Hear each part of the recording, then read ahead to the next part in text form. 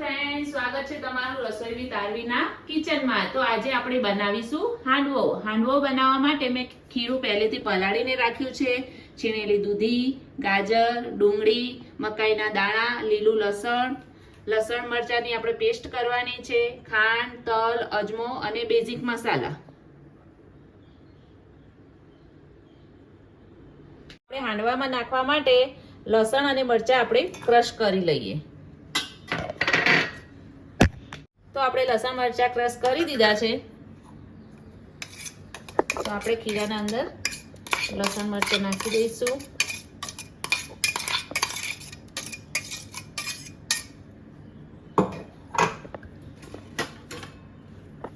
દૂધી, ગાજર, ડુંગળી, મકાઈના દાણા,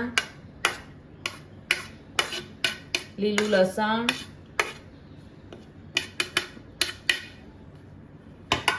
અને આપણે હાથેથી મસળીને અજમો નાખી દઈશું। હવે આપણે બેઝિક મસાલા કરી લઈએ। અંદર હળદર નાખીશું, થોડી હિંગ નાખીશું, ધાણા જીરું અને મીઠું ટેસ્ટ પ્રમાણે આપણે નાખીશું। અને આપણે આ ખીરું છે ને છાશમાં પલાળ્યું છે, તો આપણે ખટાશને બેલેન્સ કરવા માટે ખાંડ નાખીશું 1 ચમચી જેટલી। હવે આ બધું આપણે મિક્સ કરી દેવાનું છે।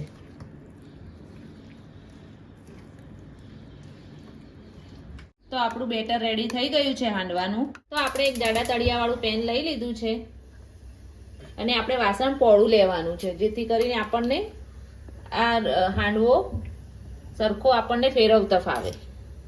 આપણે આમાં 2 ચમચા જેટલું તેલ લઈ લઈશું અને તેલ ગરમ થાય એટલે એમાં રાઈ નાખીશું।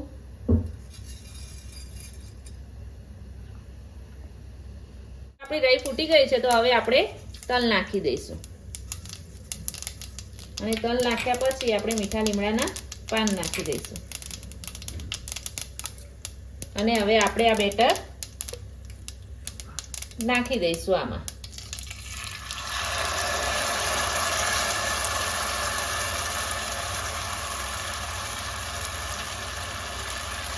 હાંડવો એક બાજુથી સરસ ચડી ગયો છે, તો હવે આપણે એને ફેરવી દઈએ અને ઉપર આપણે ઓઇલ વાળું થોડું કરી દઈએ।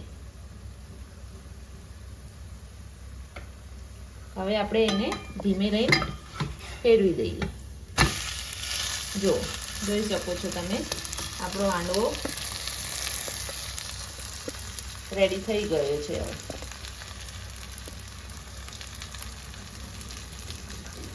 એક બાજુથી રેડી થઈ ગયો છે, હવે બીજી બાજુ આપણે 5 મિનિટ ચડવવા દઈશું। આપણો હાંડવો રેડી થઈ ગયો છે, તો હવે આપણે એને પ્લેટમાં સર્વ કરી દઈએ।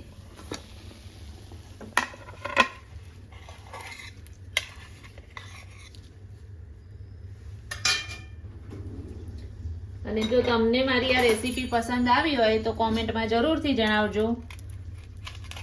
આપણે હાંડવાને કટ કરી દઈએ।